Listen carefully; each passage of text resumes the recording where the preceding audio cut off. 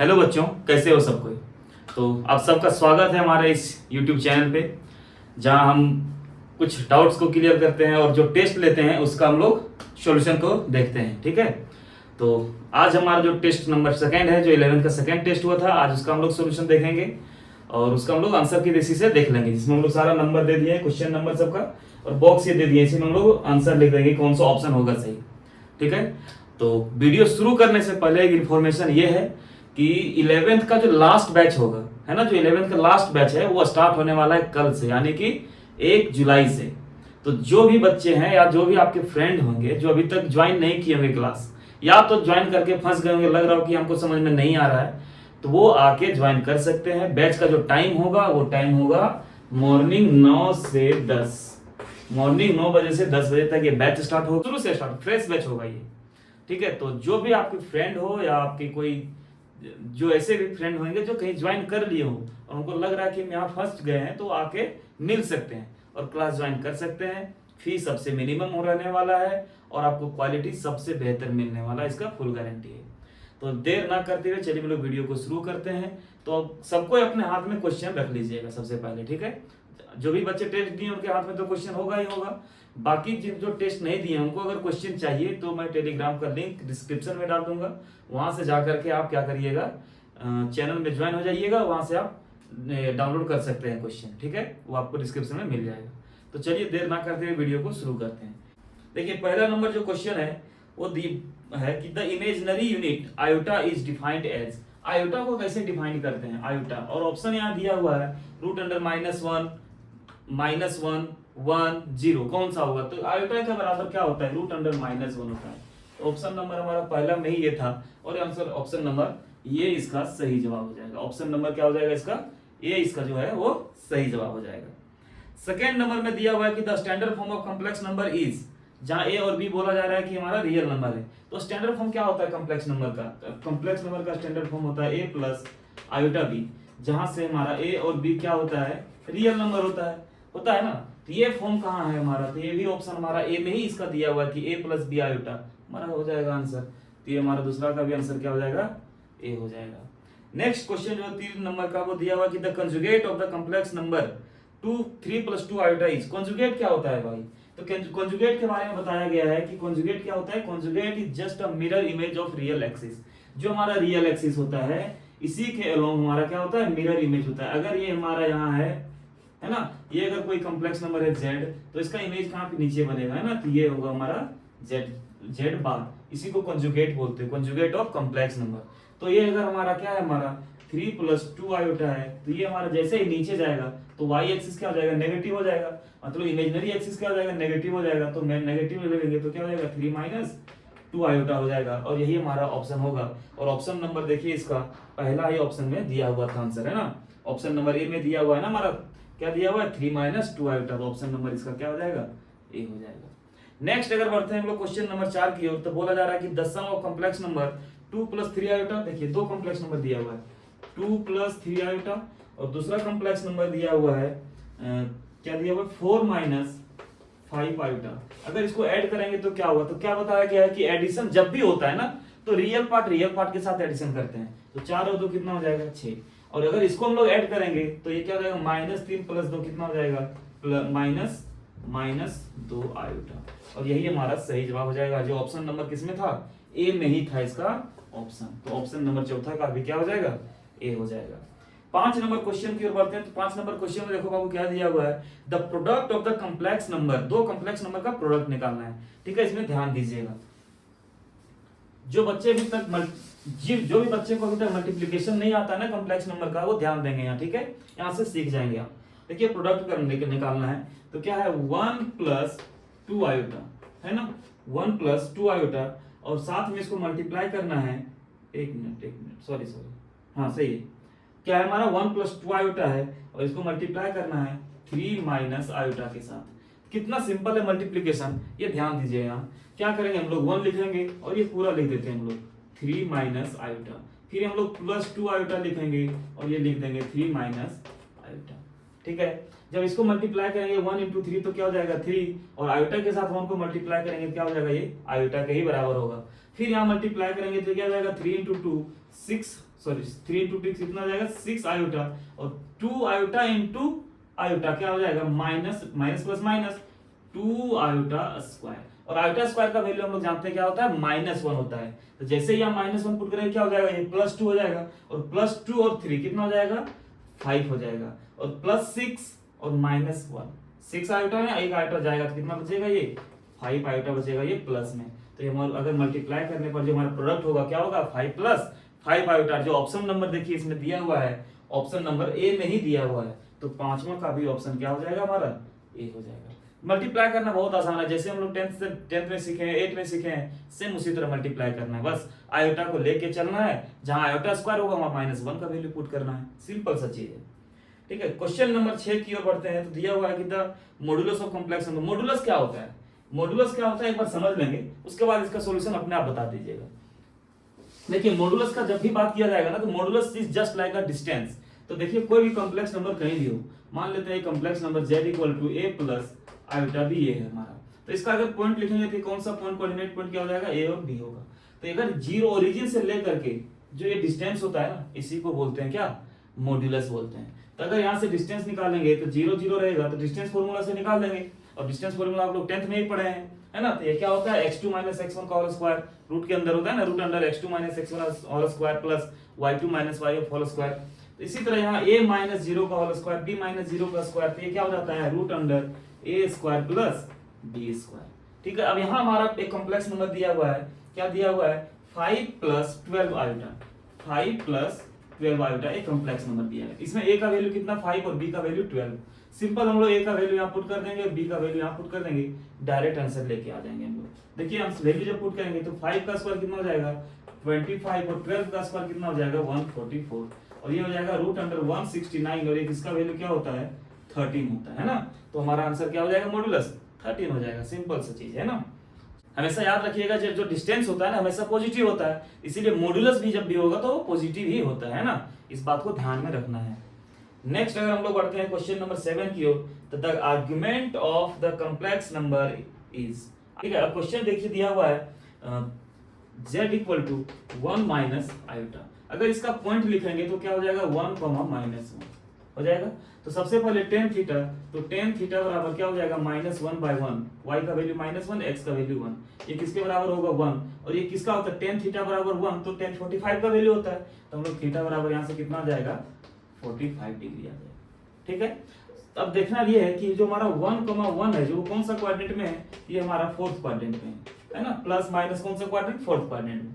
जब 4th quadrant में है तो आर्गुमेंट क्या होता है -थीटा के बराबर होता है प्रिंसिपल वैल्यू के हिसाब से, और ऑप्शन पहले बताया कि ये प्रिंसिपल वैल्यू के हिसाब से है, तो बताइए -थीटा मतलब क्या हो जाएगा -45 डिग्री, और यही हमारा ऑप्शन हो जाएगा, जो कि ऑप्शन नंबर दिया हुआ था हमारा बी में। ऑप्शन नंबर क्या था हमारा बी में। अच्छा 6 का भी क्या था हमारा मॉड्यूलस, वो तो निकाल लिए थे हम लोग, क्या था 6 का आंसर आया था हमारा 13 ना, जो ऑप्शन नंबर ए में ही दिया था।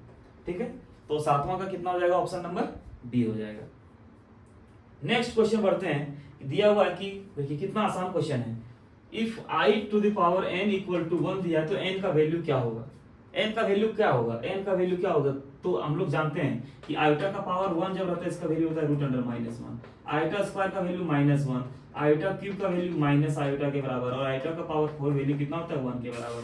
तो देखिए 1 कब आ रहा है जब आयोटा का वैल्यू कितना हो पावर में कितना हो 4 होता है, n का वैल्यू कितना हो जाएगा यहाँ से n का वैल्यू हो जाएगा 4, जो कि ऑप्शन नंबर दिया हुआ था हमारा किसमें, ऑप्शन नंबर दिया हुआ था हमारा सी में, तो 8वां का क्या हो जाएगा हमारा सी हो जाएगा, है ना।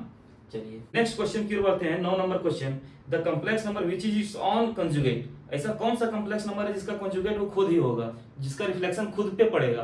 तो सिंपल सा चीज है, अगर देख लीजिए इधर है ना, ये हमारा प्लेन है एक, है ना, ये कौन सा कॉम्प्लेक्स प्लेन है, या तो इसको आर्गन प्लेन भी बोलते हैं। तो हमारा जो कॉम्प्लेक्स प्लेन है इसमें अगर कहाँ ऐसा पॉइंट रखें कि उसका जो इमेज है वो खुदे पे बनेगा, देखिए तो या तो क्या हो इस लाइन पे हो, अगर इस लाइन पे होगा तो इसका इमेज इसी पे बनेगा, जबकि वैसा कहीं ऑप्शन इसमें नहीं दिया हुआ है।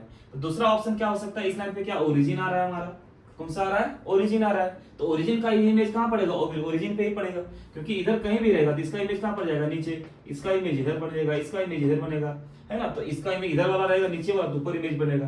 तो ध्यान देना यहाँ कि इसका जो जीरो ओरिजिन है ऐसा नंबर है 0 0, जो इसका इमेज कहाँ 0 पे ही बनेगा। तो ऑप्शन नंबर इसमें दिया हुआ था डी, है ना। और एक नंबर ऑप्शन नंबर कहाँ है हमारा, क्वेश्चन नंबर कितना है, क्वेश्चन नंबर 9। हाँ, तो 9 का ऑप्शन नंबर डी दिया हुआ था, तो ऑप्शन नंबर क्या हो जाएगा हमारा, डी हो जाएगा सही जवाब, जो कि आप लोग बहुत कोई सही किए हैं, बहुत कोई गलती किए हैं। ठीक है, अब आगे बढ़ते हैं हम लोग क्वेश्चन नंबर 10 की ओर। क्वेश्चन नंबर 10 में दिया है कि द रियल पार्ट और इमेजिनरी पार्ट इसमें छाटना था, जिसमें बच्चे गलती नहीं किए हैं क्योंकि बहुत आसान क्वेश्चन था। देखिए, कोई भी complex number z equal to अगर a प्लस आयोटा b के फॉर्म में होता है, तो ये जो हमारा होता है ना, इसको बोलते हैं रियल पार्ट। क्या बोलते हैं, रियल पार्ट ऑफ z।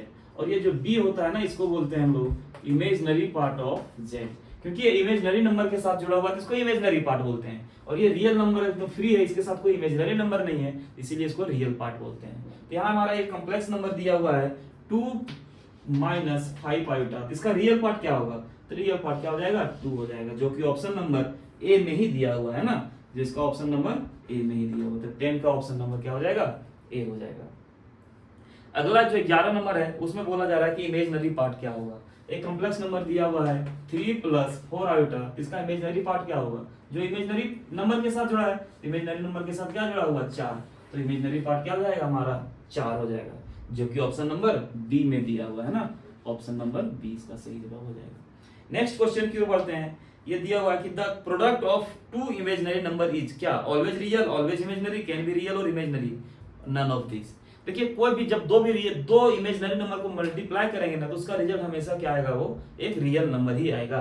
दो इमेजिनरी नंबर को मल्टीप्लाई करते, कोई भी इमेजिनरी नंबर लेते हैं, मान लेते हैं एक नंबर ले लेते हैं आयोटा, दूसरा एक और आयोटा लेते हैं, दो इमेजिनरी नंबर है, iota into iota, iota square, और आयोटा स्क्वायर का मल्टीप्लीकेशन क्या होता है, -1 का एक रियल नंबर है। और एग्जांपल लेते हैं 4 आयोटा इंटू 3 आयोटा, दोनों के साथ इमेजिनरी नंबर जुड़ा हुआ है, इमेजिनरी नंबर हो गया।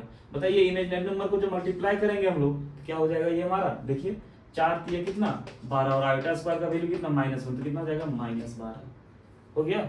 तो हमारा जब भी दो इमेजिनरी नंबर, बात इमेजिनरी नंबर का सिर्फ हो रहा है ना, कॉम्प्लेक्स नंबर का नहीं। अगर कॉम्प्लेक्स नंबर का होता तो वो इमेजिनरी भी हो सकता है और रियल भी हो सकता है, उसका हम लोग अभी बात नहीं कर रहे हैं। हम लोग बात कर रहे हैं सिर्फ दोनों इमेजिनरी नंबर जब रहेगा तो मल्टीप्लाई करने पर हमेशा क्या देगा, एक रियल नंबर देगा, है ना। चलिए, इसका ऑप्शन जो हो जाएगा, ऑप्शन नंबर ए हो जाएगा, 12 का ऑप्शन नंबर ए, जो ऑलवेज रियल दिया हुआ है। नेक्स्ट क्वेश्चन जो है 13, the distance between 2 complex number Z1 and Z2 is called. अभी बताया कि जो डिस्टेंस होता है उसको डिस्टेंस को क्या बोलते हैं, मॉड्यूलस बोलते हैं। तो हमारा ऑप्शन नंबर ए में ही दिया हुआ है, ये हमारा क्या हो जाएगा, सही जवाब हो जाएगा। और ये इसका क्या होता है, मॉड्यूलस। जब डिस्टेंस दो कॉम्प्लेक्स नंबर के बीच का जो डिस्टेंस होता है उसी को क्या बोलते हैं, मॉड्यूलस बोलते हैं। ठीक है, फिर अगला है हमारा 14 number, the angle between the positive x axis, the angle between positive x axis and the line joining the origin and the complex number is called. देखिए क्या बताया गया है कि द एक हमारा ये हो गया पॉजिटिव रियल x एक्सिस, ये पॉजिटिव और ये नेगेटिव है ना, ये हमारा x एक्सिस को रियल एक्सिस बोलते हैं। अब हमारा 0 से एक कॉम्प्लेक्स नंबर कहीं है, यहाँ से जो ज्वाइन कर रहा है और इसके बीच जो एंगल बन रहा है ना हमारा, ये इसको क्या बोलते हैं, इस थीटा जो एंगल बन रहा है इसको क्या बोलते हैं, अभी बताया गया कि आर्ग्यूमेंट बोलते हैं। क्या बोलते हैं, आर्ग्यूमेंट बोलते हैं, जो कि ऑप्शन नंबर बी में दिया होता है। तो 14 का ऑप्शन नंबर क्या हो जाएगा, बी हो जाएगा। ठीक है, और नेक्स्ट क्वेश्चन बढ़ते हैं 15 की ओर। 15 में दिया हुआ था complex number which is equal to its own inverse. ठीक है, यहाँ एक चीज छूट गया, मल्टीप्लिकेटिव इनवर्स। ठीक है, अगर यहाँ रहता मल्टीप्लिकेटिव इनवर्स, इसलिए 14 नंबर में थोड़ा सा करेक्शन की जरूरत है कि किसका मल्टीप्लिकेटिव इनवर्स खुद है।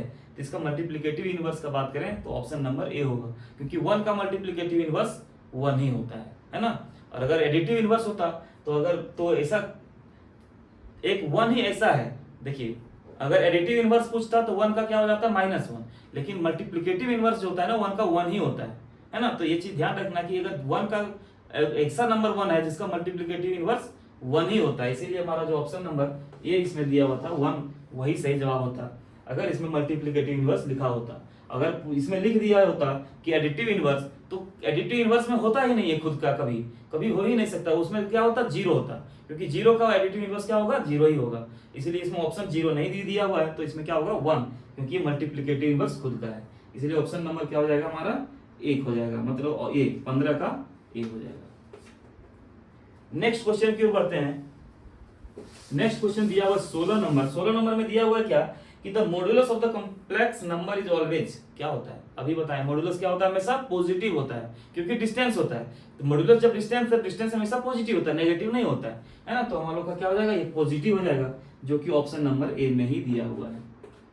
नेक्स्ट क्वेश्चन 17 नंबर में दिया हुआ कि the argument of the complex number 1। देखिए ध्यान दीजिए, द कॉम्प्लेक्स नंबर 1 कहाँ होगा, 1 यहाँ होगा, एक्स एक्सिस में होगा, रियल एक्सिस में होगा, क्योंकि इसके साथ इमेजिनरी नंबर है नहीं।